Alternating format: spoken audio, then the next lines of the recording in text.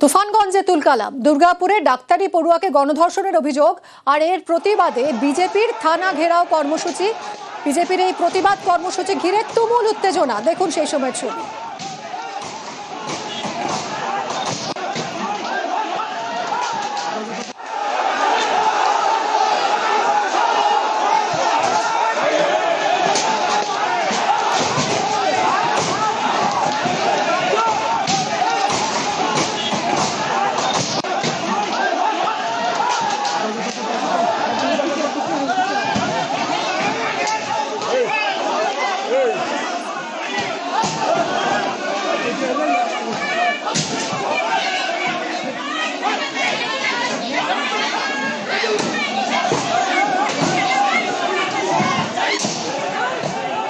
কথা বলবো শুভঙ্করের সঙ্গে। শুভঙ্কর, বিজেপির কর্মসূচি ছিল থানা ঘেরাওয়ের, বিজেপি ডেপুটেশন দিতে যাচ্ছিল, সেই সময় এইরকম একটা পরিস্থিতি তৈরি হলো কেন? হ্যাঁ দেখো, তোমাকে জানিয়ে রাখি, আজ এই যে তুফানগঞ্জে বিজেপির কর্মসূচি, থানা ঘেরাও কর্মসূচি, সেই কর্মসূচিকে কেন্দ্র করে কিন্তু দফায় দফায় উত্তপ্ত হয়ে ওঠে তুফানগঞ্জ। প্রথমে বিজেপি বিধায়ক মালতী রাভা যখন তুফানগঞ্জ বিজেপি জেলা কার্যালয়ে পৌঁছায়, তখন বিজেপির বিধায়ককে ঘিরে তৃণমূল কর্মীরা গো ব্যাক স্লোগান দেয়, তাকে ঘিরে বিক্ষোভ দেখায় এবং তখন সে সময় কিন্তু তাদের বিজেপির একাধিক কর্মীকে মারধরের অভিযোগ ওঠে তৃণমূলের বিরুদ্ধে। পরবর্তীতে পরিস্থিতি শান্ত হলে বিধায়ক মালতী রাভার নেতৃত্বে যখন বিজেপি কর্মীরা তুফানগঞ্জ থানার দিকে এগোচ্ছিল, সে সময় কিন্তু সেই বিজেপির মিছিলে হামলা চালায় তৃণমূল। এমনটাই অভিযোগ বিজেপি নেতৃত্বের। পরিস্থিতি নিয়ন্ত্রণে আনতে পুলিশ লাঠিচার্জ করে। যদিও হামলার অভিযোগ অস্বীকার করেছে তৃণমূল নেতৃত্ব। যদি তৃণমূলের বক্তব্য যে তুফানগঞ্জ শান্ত, শুভঙ্কর তুমি সঙ্গে থাকো। মালতী রাভার নেতৃত্বে বিজেপির এই মিছিল হচ্ছিল, মালতী রাভার বক্তব্য শুনবো। চুরি করতে করতে বাংলাটাকে শেষ করে দিয়েছে এদের গন্ডারের চামড়া, গরু, বালি, পাথর, চাকরি, পায়খানা সবই চুরি করে শেষ করে দিয়েছে বাংলাটাকে। আর এই সংস্কৃতি শুরু করেছে। তুফানগঞ্জে বিজেপি অফিসের সামনেও উত্তেজনা ছড়ায়। পুলিশের সামনেই বিজেপি নেতা কর্মীদের মারধরের অভিযোগ। বিজেপি বিধায়ক মালতী রাভাকে গো ব্যাক স্লোগান। মারধরের অভিযোগ তৃণমূল কর্মীদের বিরুদ্ধে।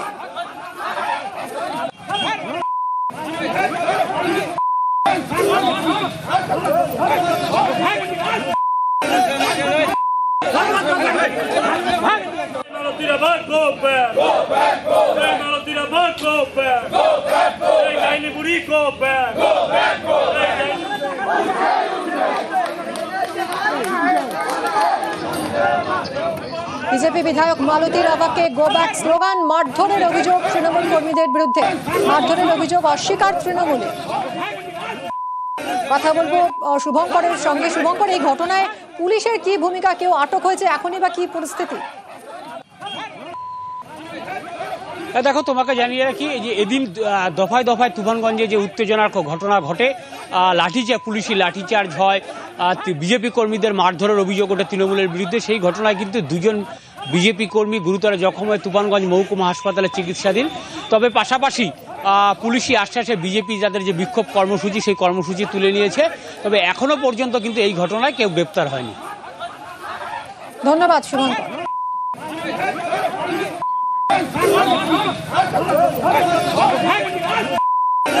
তৃণমূলের কিছু লোক আমাকে পুরো লাথি মারলো, ঘুষি মারলো। আমার এইখানে ঘুষি মারছে, পিঠে ঘুষি মারছে, একদম পাকা রাস্তায় ফেলে একদম এলোপাতারি লাঠি সোটা দিয়ে লাথালাথি আর কি। আপনাদের কজনকে মারধর করে? আমি তো ছিলাম, আমার আগে আরও একজন নাকি হয়েছে। পুলিশের উপস্থিতিতে এই তৃণমূলী হারমাদেরা আমাদের কার্যকর্তাদের আক্রমণ করে এবং বেধড়ক মারধর করে, বাইক ভাঙচুর করে। এটা দুর্ভাগ্যজনক। বিজেপি কি কোনো কর্মসূচি নিতে পারবে না তৃণমূল কংগ্রেসের এই শাসনকালে? এই রকম মনোবৃত্তি যাদের, তাদেরকে জনগণ দূরে ঠেলে দেবে এবং এর বিচার তো হবেই। আমরা রাজনৈতিকভাবে এর মোকাবেলা করব। ওনার দেখা কোনোদিন পাওয়া যায় না, হঠাৎ করে আসবে আর মানুষকে বিশৃঙ্খলাতে বিভ্রান্তিতে ফেলে। এই যে গো ব্যাক স্লোগানটা কিসের জন্য? আমরা চাই না যে উনি এসে এই তুফানগঞ্জ শান্ত করুন। এর জন্যই গো ব্যাক। উনাকে আমরা ভোট দিয়েছিল এই বাংলার মানুষ তথা তুফানগঞ্জের মানুষ, একটি কাজ পর্যন্ত করে নাই, কোথাও একটা ইটের কোনা পর্যন্ত ওনার জন্য বসেনি, তাহলে সে কেন আসবে আমাদের এখানে? দুর্গাপুরে ডাক্তারি পড়ুয়াকে গণধর্ষণের অভিযোগ, নির্যাতিতার বাবার সঙ্গে কথা শুভেন্দু অধিকারীর। ওড়িশার মেয়েকে রক্ষা করতে ব্যর্থ মন্তব্য শুভেন্দুর। বাঙালি হিসেবে লজ্জা মন্তব্য বিরোধী দলনেতার। বিরোধী দলনেতা হিসেবে আমি আজকে সকালে এসেই প্রথম পরিবারের সঙ্গে মিলিত হয়েছি। ওনার পিতৃদেব কান্নায় ভেঙে পড়েছেন আমার কাছে, আমাদেরও কান্না আসছে যে বাংলা অতিথি দেব ভব, আমরা উড়িষ্যার একজন মেয়েকে এখানে সুরক্ষিত রাখতে পারলাম না। এটা বাঙালি হিসেবে আমিও ব্যক্তিগতভাবে আমরা লজ্জিত, আমরা ক্ষমা প্রার্থী যে তার কন্যাকে সুরক্ষা দিতে পারল না পশ্চিমবঙ্গ। এর থেকে লজ্জার আর কিছু হতে পারে না। বাংলার লজ্জা বিজেপি, পাল্টাতোপ তৃণমূলের।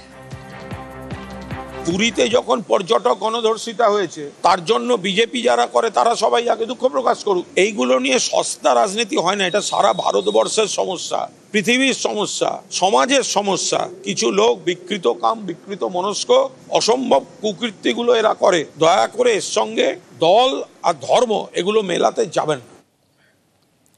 দুর্গাপুরে বিজেপির ধর্ণা ঘিরে উত্তেজনা ছড়ায়। দুর্গাপুরে ডাক্তারি পড়ুয়ার গণধর্ষণের অভিযোগ। দুর্গাপুর সিটি সেন্টারে বিজেপির ধর্ণায় উত্তেজনা। অনুমতি ছাড়া ধর্ণার অভিযোগ। পুলিশের সঙ্গে বিজেপি কর্মীদের বচসা বেঁধে যায়।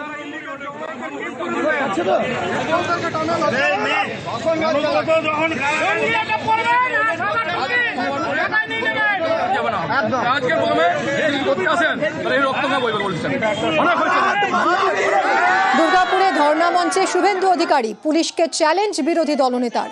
ক্ষমতা থাকলে মঞ্চ ভাঙুন, চ্যালেঞ্জ শুভেন্দু অধিকারীর। ধর্ণা মঞ্চ ভাঙলে আবার গড়ব মন্তব্য শুভেন্দুর।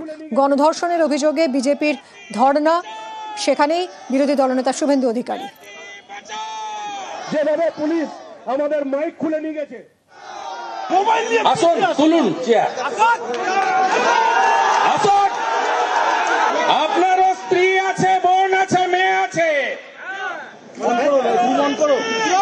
বোলপুরের আইসির মার স্ত্রীকে যখন ধর্ষণ করবে বলেছিল, কোথায় ছিলেন আপনারা? কোথায় ছিলেন? হাওয়া গরম করার জন্য এরকম বলছেন। সব থেকে বড় কথা, গত 24 ঘন্টায় বিজেপি শাসিত রাজ্যে ধর্ষণের ঘটনা ঘটেছে উত্তরপ্রদেশে 14 বছরের একটি বাচ্চা মেয়েকে, তারপরে জয়পুরে। এইসব ঘটনার কোনো প্রতিবাদ করেন না শুভেন্দু অধিকারী। পশ্চিমবঙ্গে যদি হয় তখন বলেন পশ্চিমবঙ্গের কলঙ্ক। শুভেন্দু অধিকারী পশ্চিমবঙ্গের কলঙ্ক, বিশ্বাসঘাতক এই কারণে, যখন উড়িষ্যাতে মানুষকে মারধর করে বাংলা ভাষা বলার অপরাধে তাদের অত্যাচার করা হচ্ছে, তার প্রতিবাদ করেন না।